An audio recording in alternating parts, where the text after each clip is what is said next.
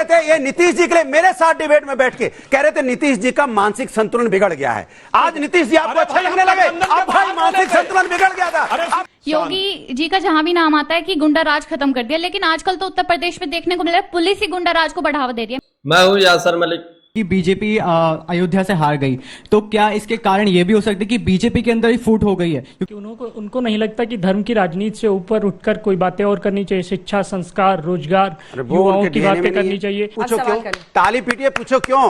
90% सवाल अब उनसे आने लगे हैं। और आप देख रहे हैं अपना यूट्यूब चैनल YS3 न्यूज। अरे एनडीए की तो सरकार, तो आप बोलो बीजेपी की सरकार, बीजेपी की भाई बोलो, रुक गए। आज सवाल ये कि आप हमेशा हरी खेती नहीं कह सकते हैं।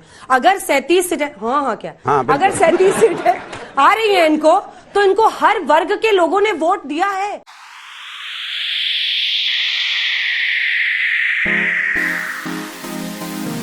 जनता ने बीजेपी प्रवक्ता सुधांशु त्रिवेदी की निकाली हेकड़ी, साथ ही साथ गोदी मीडिया एंकर से भी सवाल किए।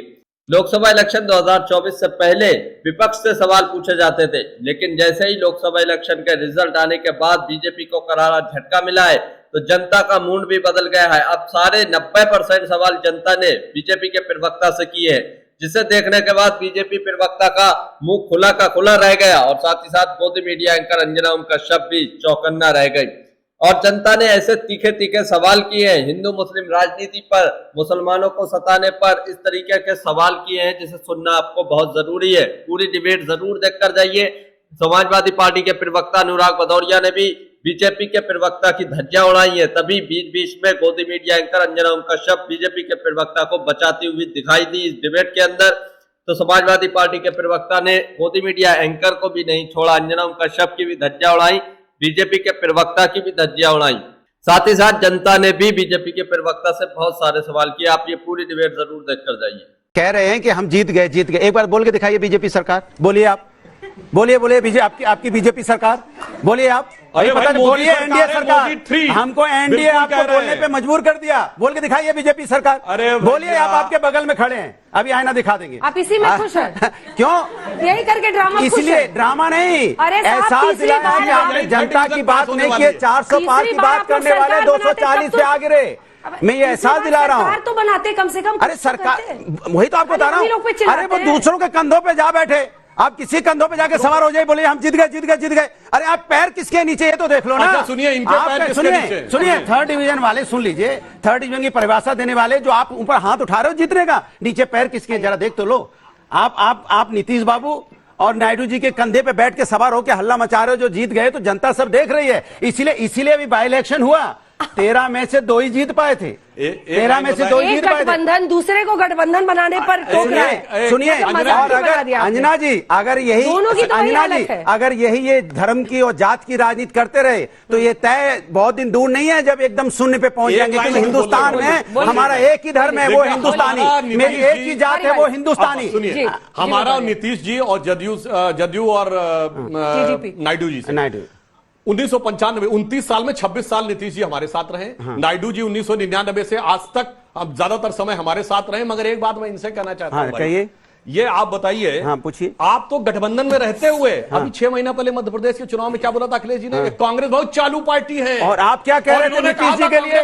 अच्छा सुनिए, अब रुक जाओ। नीतीश जी के लिए कह रहे थे, ये नीतीश जी के लिए मेरे साथ डिबेट में बैठ के कह रहे थे नीतीश जी का मानसिक संतुलन बिगड़ गया है। आज नीतीश जी आपको अच्छा लगने लगे, अब भाई मानसिक संतुलन बिगड़ गया था, अब मानसिक संतुलन ठीक हो गया। जब आपको सत्ता की जरूरत पड़ी तो पैरों में जाके गिर गए। बोले नीतीश बाबू आपसे बड़ा इंटेलिजेंट कोई नहीं, आपसे समझदार कोई नहीं। अब नीतीश बाबू समझदार हो गए। वही नायडू जी के लिए आपने क्या क्या शब्दों का इस्तेमाल नहीं किया। नायडू जी जेल चले गए थे, ये लोग मिलने तक नहीं गए, क्योंकि दूसरी पार्टी के साथ गठबंधन बनाए बैठे थे। आज जब उनकी जरूरत पड़ी तो नायडू जी के साथ अरे भैया, इतने मतलब कब से हो गए, बगल में खड़े हैं, याद रखिएगा। वो आपके मतलबीपन को समझते हैं, कब आपका साथ छोड़ देंगे आपको पता चल जाएगा। आपका बगल में खड़े हैं, इसलिए समझ रहे हैं सब कुछ। आप क्या जाते हो? छोटे प्रश्न जल्दी पूछिए, जल्दी। एक मिनट, ये एक बात कहे, उसके पहले एक लाइन छोटी सी क्या है। ये जो टकराव आप देख रहे हैं, 2004 में भी इनकी 38 सीटें आई थी, अभी 37 सीटें आई। और बहुजन समाज पार्टी उस समय भी कम आंकी जा रही थी और बीजेपी देश में थी छाई हुई। पर हम 2007 में हमने सरकार बनाई, ना हमारी 38 सीटें थी और ना हम देश में सरकार चला रहे थे अटल बिहारी वाजपेयी की तरह। तो इसलिए कुछ इस पर तरह के भी परिणाम आ सकते हैं जो चौंकाने वाले हों। और 2007 में नारा क्या था? चढ़-गुंडन की छाती पर मोहर लगाओ। 24 की बात नहीं करेंगे, कमाल की बात है। 7 की बात करेंगे, 47 की करेंगे, 1990 की करेंगे, 2024 में प्रभु हारे हैं आप। बोलिए प्रभु हार गए। वो बगल में आपको आईना दिखा रहा है, बुलडोजर लिए घूम रहे थे आप। योगी जी का जहां भी नाम आता है कि गुंडा राज खत्म कर दिया, लेकिन आजकल तो उत्तर प्रदेश में देखने को मिल रहा है पुलिस ही गुंडा राज को बढ़ावा दे रही है। मेरे यहाँ का सरधना का ही केस है, वहां पर एफआईआर दर्ज कराई गई पूरे प्रूफ के साथ, एक्सीडेंट हुआ, सब कुछ दिखाया गया, लेकिन पुलिस ने कह दिया कि आपस में मामला सोल्व कर लो, इस पर हम कार्रवाई नहीं करेंगे। ठीक है, एक साथ जवाब। सर मेरा आपसे सवाल है, जैसे कि बीजेपी अयोध्या से हार गई, तो क्या इसके कारण ये भी हो सकता है कि बीजेपी के अंदर ही फूट हो गई है? क्योंकि हमने देखा कि बीजेपी वाले लोग ही सपा को वोट करने जा रहे हैं। और एक सर आपसे एक सवाल है कि आपने 99 सीटें जीती मिलकर, किंतु क्या आप उस पर मिलकर कांग्रेस ने 99 जीती है, इन्होंने जी आपने गठबंधन, लेकिन क्या आप अब ईवीएम पे सवाल नहीं उठाएंगे? ठीक है, एक साथ जवाब, एक साथ जवाब बताएंगे। सुधांशु सर आपसे सवाल है, आपने अभी कहा कि कांग्रेस अपनी अलायंस की वजह से जहां भी जीती है वहां जीती है। सर ऐसे तो प्रधानमंत्री मोदी भी टीडीपी और जेडीयू की वजह से ही प्रधानमंत्री बन पाए ना इस बार। मेरा सवाल सुधांशु जी से है, क्या केंद्र नेतृत्व भाजपा की जो हारी है उसका ठिकरा माननीय योगी आदित्यनाथ जी पे फोड़ा जा रहा है, और केशव प्रसाद जी को एक्टिव करके क्या योगी जी को हटाने की तैयारी है? सर मेरा पूरा सवाल जो है सरकार और विपक्ष दोनों से है। सर अगर दोनों ही अब सेम लेवल पे ही आ गए हैं, दोनों की मतलब मत एक ही बराबर में है, तो क्या सर अगर यूसीसी जो कि अभी डिमांड है देश की, वो अगर आता है या कोई ऐसा आता है प्रस्ताव जो कि देश के हित में है, तो क्या वो विपक्ष बिना कुछ कहे या बिना कोई पॉलिटिक्स को शामिल करे उसे मतलब बढ़ावा देगी? ठीक है। आखिरी का एक सवाल। मेरा सवाल बीजेपी से मेरे को ये पूछना है कि उनको नहीं लगता कि धर्म की राजनीति से ऊपर उठकर कोई बातें और करनी चाहिए, शिक्षा, संस्कार, रोजगार, युवाओं की बातें करनी चाहिए? आपको नहीं लगता अभी एनटीए पे जिस तरीके के आरोप लग रहे हैं? मैं सीयूटी एस्पिरेंट हूँ, सीयूटी यूजी का रिजल्ट 30 जून को डिक्लेयर होना था, अभी 15 जुलाई 18 जुलाई हो गई, उसका रिजल्ट नहीं आया, युवा वेट कर रहा है, कैसे? जल्दी से हेलो माइक छोड़ दीजिए। हाँ सर मेरा ये क्वेश्चन था, आप कह रहे थे कि कांग्रेस के पास मुस्लिम वोट है, तो क्या हमें भी मुस्लिम वोट नहीं लेना चाहिए ताकि हमारा वोट्स और बढ़ सके और नेक्स्ट इलेक्शन में हम अच्छा परफॉर्म कर सके? हम मतलब बीजेपी? जी अच्छा वो भी अच्छा। एक बार ताली पीटने पूछो क्यों, ताली पीटिए पूछो क्यों 90% सवाल अब उनसे आने लगे हैं। जो 90% मुझसे पूछे जाते थे, यही उनकी हार है, यही उनकी हार है। आज जनता सवाल उनसे पूछ रही है, हमसे नहीं पूछ रही है, क्योंकि सवाल का जवाब आपको देना है। आप सत्ता में हो, और पहले क्या करते थे, विपक्ष से सवाल पूछवाते थे, विपक्ष सवाल देगा, सत्ता में होंगे जवाब विपक्ष देगा। आज हम जीते हैं। प्रॉब्लम क्या है ना, क्या दिमाग में कुछ सोच के क्या सोच के लगते हैं? अरे ये बच्चे हैं, बच्चों ने सवाल किससे पूछा? बंद कीजिए, पहले मुझसे पूछते थे ना, अब उनसे पूछ रहे हैं, तो हम जीते हैं ना। जाता था मत बोलिए, ठीक है, माइंड योर लैंग्वेज। आपने कहा पुछवाया जाता था। नहीं पुछवाया नहीं बोला मैंने, पूछा जाता था। नहीं पूछा जाता था, पुछवाया नहीं बोला। गलत बात नहीं, भावना जो भी पूछा जाता था, नहीं पुछवाया नहीं, पूछा जाता था। अरे पूछा जाता था, पुछवाया नहीं बोला मैंने। मिस्टर भदौरिया प्लीज, लगातार पूछा जाता था, बोले दीजिए आप जवाब। यहाँ लग रहा राहुल गांधी की आत्मा उनमें चली गई। तीन प्रश्न जो बीजेपी से पूछे गए, एक तो धर्म के इस्तेमाल पर चुनाव में, दूसरा सीयूईटी एनटीए को लेकर, तीसरा क्या योगी को साइडलाइन उनके ऊपर ठीकरा फोड़ा जा रहा है चुनावों के हार का। 3-4 जो प्रश्न, तीनों प्रश्नों का जवाब देता हूं। देखिए, इतने बड़े चुनाव में, जो दुनिया का सबसे बड़ा चुनाव था, यदि हमें कुछ राज्यों में, जहां पे हमारे मुख्य रूप से 3 राज्य उत्तर प्रदेश, बंगाल और महाराष्ट्र, जहां हमें आशातीत सफलता नहीं मिली है, अब इसको केवल 1 या 2 व्यक्ति या 1 या 2 कारण पर तय नहीं किया जा सकता। इसका निष्कर्ष व्यापक विश्लेषण के बाद किया जा सकता है। पार्टी उस प्रक्रिया में चल रही, मैंने पहले भी बोला था कि वो हो रहा है। अब नीट और एनटीए के संदर्भ में यह कहना चाहूंगा, सरकार उस पर पूरी संवेदनशीलता के साथ काम कर रही है, क्योंकि मामला सर्वोच्च न्यायालय में विचाराधीन है, और जो सर्वोच्च न्यायालय का डिसीजन होगा उसको हम अक्षरशः इन लेटर एंड स्पिरिट इंप्लीमेंट करने के लिए प्रयास करेंगे। तीसरी बात, जो धर्म वाली बात कही गई, तो सिर्फ 2 फैक्ट बोलता हूं, बाकी लोग अपने आप तय कर लें। एक हिंदी में कहावत होती है, खुला खेल फर्रुखाबादी। तो फर्रुखाबाद के कैंडिडेट ने बोला था वोट जिहाद।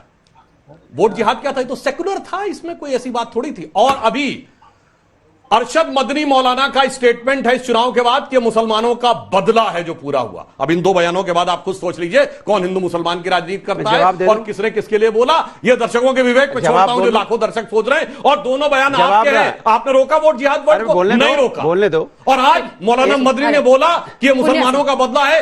कोई सेकुलरिज्म का सूरमा उत्तर से दक्षिण तक नहीं बोला, सबके मुंह में दही जम गए। तनुज जी, अब आप जवाब दीजिए। जो विपक्ष की तरफ सवाल उनके थे, बहुत सारे बच्चों के, वो कह रहे थे अगर मामला बराबर का हो गया तो क्या।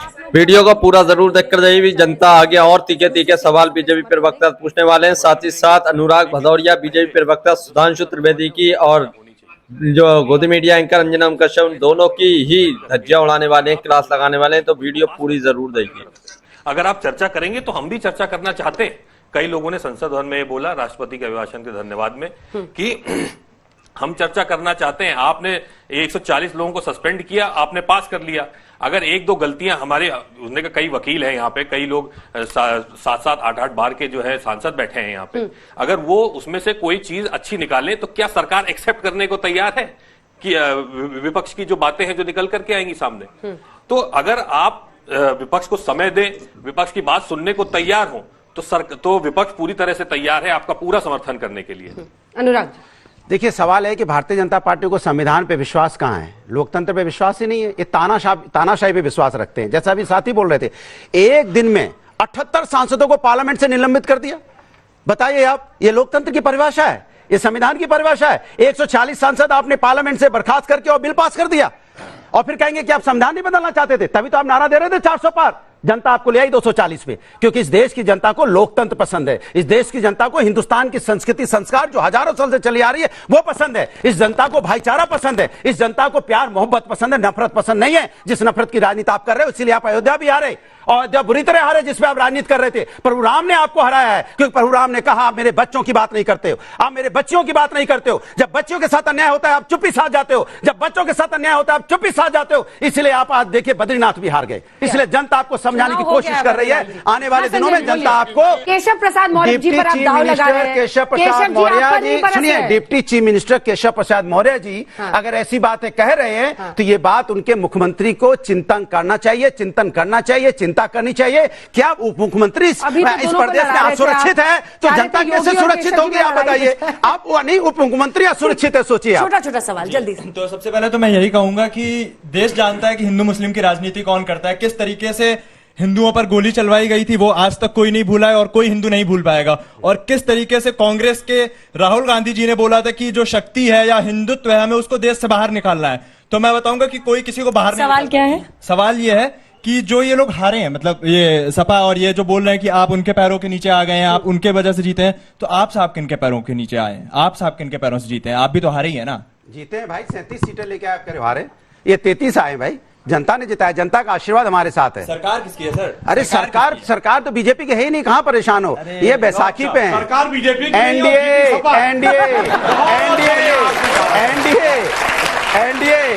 एनडीए बोलो ना, क्यों नहीं बोल पा रहे हो?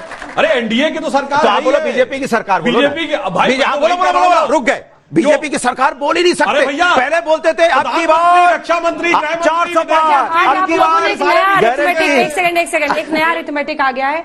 37 इज ग्रेटर देन 240, है ना? 37 is greater than 33 in UP. और बताइए, यूपी ना, ऑब्वियस बाकी तो आपको यूपी में तो खड़े हैं अभी। अरे खड़े कहाँ, यूपी में तो खड़े हैं। अच्छा, कहाँ खड़े हैं? कहाँ खड़े? यूपी में ही खड़े हो ना प्रभु, तो यूपी में जीते तो हम ही है ना। आपको देख रहा है इतनी उम्मीदों से। जैसे कि अनुराग जी ने अभी कहा था कि हम सबका धर्म हिंदुस्तानी है, पर हिंदुस्तानी आप लोग मानने को समाजवादी तैयार तो हो, हमेशा से MY फैक्टर की राजनीति कर रही है, तो ये कहां से मुस्लिम और यादव का ही समर्थन सिर्फ समाजवादी को चाहिए? जैसे कि मैं बुंदेलखंड के हमीरपुर जिले का हूँ, वहां पे सपा का ही जीता वहां पे। वहां पे हमारा जो मौदाहा है, वहां पे एक ऐसा क्षेत्र है जहाँ पे मुस्लिम बहुल है और हिंदू अलग है, एक ऐसा क्षेत्र है। और जो सपा का कैंडिडेट है वो सिर्फ मुस्लिम क्षेत्र पे जा रहा है। क्या उनको हिंदुओं की आवश्यकता नहीं है? क्या सपा हिंदू के लिए काम करना नहीं चाहती है? जवाब दे दूं? एक साथ। नहीं, उन्हें जरूरत नहीं है। अरे क्यों पूरी बात क्यों जबरदस्ती? वो जहां की बात कर रहे हैं। मैं ये पूछना चाहूंगा, आज भी हम 2011 और 12 का बेस ईयर यूज करते हैं सेंसस का, तो उसका डेटा आज तक अपडेट क्यों नहीं हुआ है? ठीक है, मेरा क्वेश्चन सुधांशु सर से है, योगी जी को 2027 तक मुख्यमंत्री रहने दिया जाएगा या नहीं? सुधांशु जी बता देंगे। मेरा सवाल समाजवादी पार्टी से है कि समाजवादी पार्टी बोलती थी कि बीजेपी तोड़फोड़ की राजनीति करती है, अब अखिलेश बोलते हैं अब 100 विधायक तोड़ के लाओ, सरकार बनाओ, उसको सपा समर्थन करेगी, तो अब इस पे क्या बोलना चाहेंगे? तो पहले सवाल का कोई जवाब मिला? वैसे मैं बताऊं, मैं जवाब दे दूं तो आपकी कोशिश। वीडियो अच्छी लगे इसको लाइक करें। समाजवादी पार्टी से जितने भी सवाल पूछे गए सबके जवाब दिए, लेकिन बीजेपी प्रवक्ता ने कोई जवाब नहीं दिया है। लेकिन अंजना कश्यप फिर भी समाजवादी पार्टी के प्रवक्ता अनुराग भदौरिया पीछे पड़ी हुई है। ये देखकर आप कैसा लगता है तो अपनी राय कमेंट बॉक्स में जरूर देकर जाइए। और बिहार में भी यही काम किया, मध्य प्रदेश में भी यही काम किया, और इन्होंने यही काम किया था गोवा में। पार्टी तोड़ना, सरकार बनाना, सत्ता की मलाई खाना इनकी आदत है। बात करें तो भजन, मैं अपनी बात कह लूं, भजन गा रहे थे। अरे अपनी बात कर लेना, बताएं, मैं बता सुन तो लो, अब परेशान क्यों हो गए? अरे मैं आपकी पोल खोलने लगा, अरे सुन तो लीजिए, अरे प्रभु सुन लीजिए, अरे हारे हुए सुन लीजिए, सुन लीजिए। अच्छा आप हार गए, आप सुन लीजिए। इन्होंने बोला, अरे मैं जवाब दे दूं, इन्होंने बोला कि एमवाई फैक्टर, आपने बोला ना अभी, उत्तर प्रदेश के अंदर में 37 सीटें जीते हम। हमीरपुर की सीट में 80% आप देखोगे वहां एमवाई फैक्टर नहीं है, हमीरपुर भी हम जीते हैं। हमें उत्तर प्रदेश की संपूर्ण जनता ने, चाहे अगड़ा हो, पिछड़ा हो, चाहे दलित हो, चाहे हिंदू हो, चाहे मुस्लिम हो, चाहे सिख हो, ईसाई हो, सबने हमें वोट दिया है, तब हम 37 सीटें लेके आए हैं। इनको किसी ने वोट नहीं दिया है, बड़ी मुश्किल से 33 लेके आए हैं और बड़ी मुश्किल से जीते हैं, क्योंकि सत्ता का दुरुपयोग किया था। अगर सत्ता नहीं होती तो ये मुश्किल से 3 सीटें जीत पाते। सवाल बनता है, आज अखिलेश बाबू ये भी कह रहे हैं कि जनता ने इनकी गर्मी निकाल दी। आज सवाल ये कि आप हमेशा हरी खेती नहीं कह सकते हैं। अगर 37 सीटें, हाँ क्या, अगर 37 सीटें आ रही है इनको, तो इनको हर वर्ग के लोगों ने वोट दिया है। जो दलित पासी खटिक आपके साथ 2014 के बाद आए थे, वो भी आपसे दूर हुए इस बार। निषाद जी भी बगल में खड़े, उनका भी वोट मिला है। देखिए 36-37% वोट सपा को मिला है, हर वर्ग ने वोट दिया। 42% वोट भाजपा को मिला, हर वर्ग ने वोट नहीं दिया है। फिर वही संख्या, 36-37 बड़ा है कि 42 बड़ा है?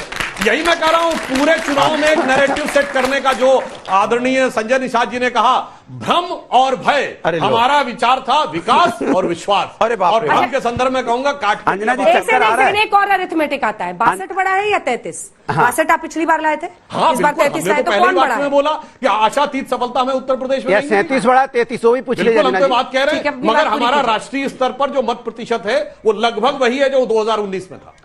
मैंने वहीं खड़े और मैं एक लाइन में कहूं, हम बचपन में सुनते थे एक लाइन, जब हम लोग इतने बड़े थे। आप बड़े हो गए, बचपन में सब सुनेंगे क्या? कि सारे भारत से नाता है, सरकार चलाना आता है। 21वीं सदी में कांग्रेस तो भूल गई सारे भारत से सिर्फ हमारा नाता है और सरकार। तो दोस्तों आपने पूरी डिबेट देखी, किस तरीके से आज जनता ने बीजेपी के प्रवक्ता से सवाल किए। जितने भी सवाल वहां पर किए गए, ज्यादातर सवाल जो थे बीजेपी से ही थे, और बीजेपी के प्रवक्ता ने उन सवालों के पूरे जवाब भी नहीं दिए। मेरे आईडिया में पहली बार में 6 से 7 सवाल आए थे, लेकिन गोदी मीडिया एंकर ने 3 सवाल ही बीजेपी के प्रवक्ता से पूछे, बाकी सवाल हटा दिए। बीजेपी के प्रवक्ता भी जवाब देते समय कहां की बातें करते हैं, जो प्रेजेंट में उस पर जवाब नहीं देते हैं, पास्ट में चले जाते हैं। आप लोगों को ये देखकर कैसा लगा, अपनी राय इस पर जरूर देकर जाइए। और जो बीच बीच में गोदी मीडिया एंकर अंजना कश्यप, सुधांशु त्रिवेदी जो बीजेपी के प्रवक्ता है, उन्हें बचाने की कोशिश कर रही थी। जब समाजवादी पार्टी के प्रवक्ता अनुराग भदौरिया उनकी धज्जियां उड़ा रहे थे, उनकी पोल खोल रहे थे, उनकी बातों को पकड़कर उस पर जवाब दे रहे थे, तो गोदी मीडिया एंकर अंजना कश्यप कैसे कूद जाती थी बीजेपी के प्रवक्ता को बचाने के लिए। इस पर आप लोग क्या कहते हैं, अपनी राय इस पर भी जरूर दीजिए। अगर आप भी गोदी मीडिया का विरोध करते हैं तो हमारे चैनल YST न्यूज को अभी सब्सक्राइब करें। वीडियो अच्छी लगी हो तो इसको लाइक करें।